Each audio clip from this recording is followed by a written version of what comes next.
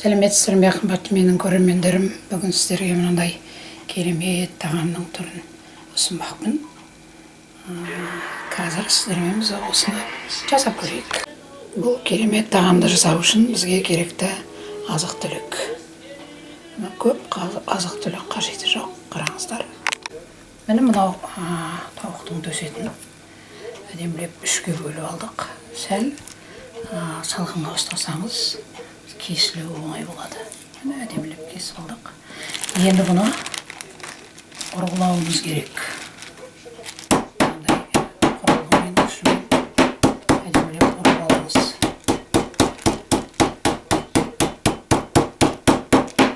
Тауықтың төсетіне жеу керек.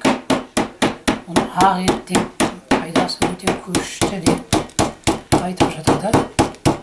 Сондықтан анда-санда арасында қолданып тұруымыз керек.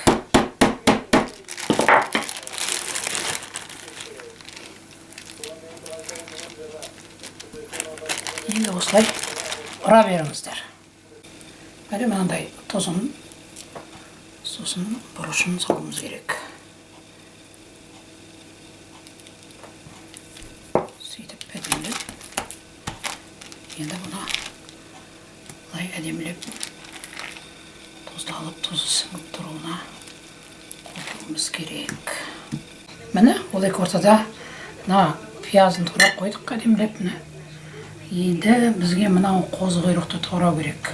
Қозы құйрық бүгін көшеде келе жатсам, анау оңтүстік өңірден, Сарыағаш жақтан мынандай әдемі қозы құйрық кепті, қараңыз. Ақ қозы құйрық өте денсаулыққа пайдалы.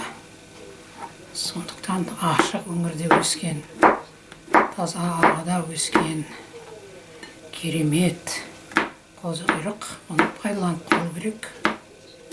Килосын 700 теңге деді, сон жаңағы 1 кило алмадым. Кішкентай алсаңыздар жетеді, жарты килосының өзі көп болып кетеді.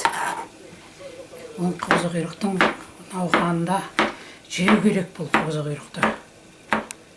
Өте керемет. Пайдасы өте зор. Дәруменге өте бай. Міне өсіп турай беріңіз. Міне қазанға да келдік. Дәмдеуіштер қандайын қалайсыз? Бәрін сала беріңіз. Мына қызыл тәтті бұрышты жақсы көрем. Айтады жоқ. Салам, қарабұр, салам. Жалғыз салам, райхан салам. Енді өстіп бір 20 минуттай қуырып алуыңыз керек. Қозы құйрықтың өзінің суы шығады.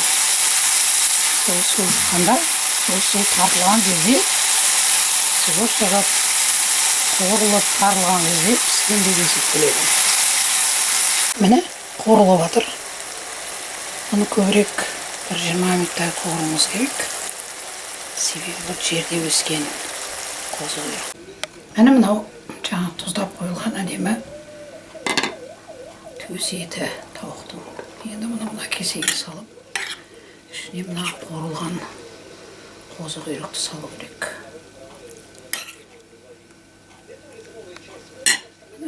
Енді осыны әдемі лақтап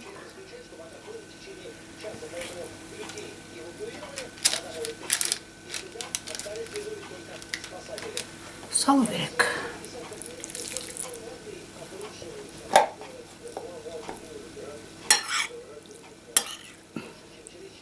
Диета сақтайтындарға керемет тамақ болады.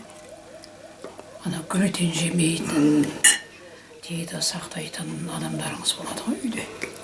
Сондай адамдарға сондай керемет тамақ болады.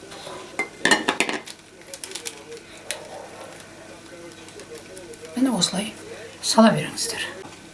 Міне енді үстіне мына ірімшікті күштен өткізген салып, қазір духовкада бір жарты сағат тұруға тиіс.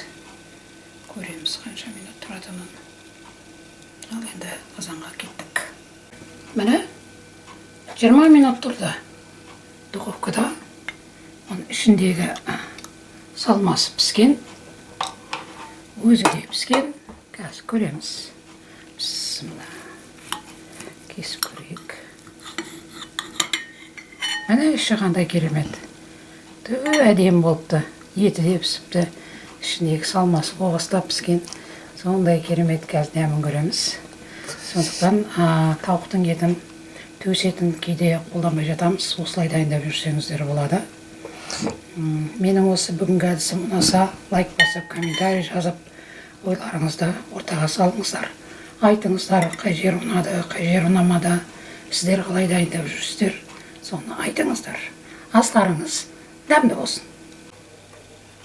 Міне ағаларың дәмін көріп жатыр. Енді ойын айтады қазір. Өте дәмді күшті тамақ болды. Ас болсын, істегендеріңіз, жегендеріңіз рахмет. Өте дәмді болды.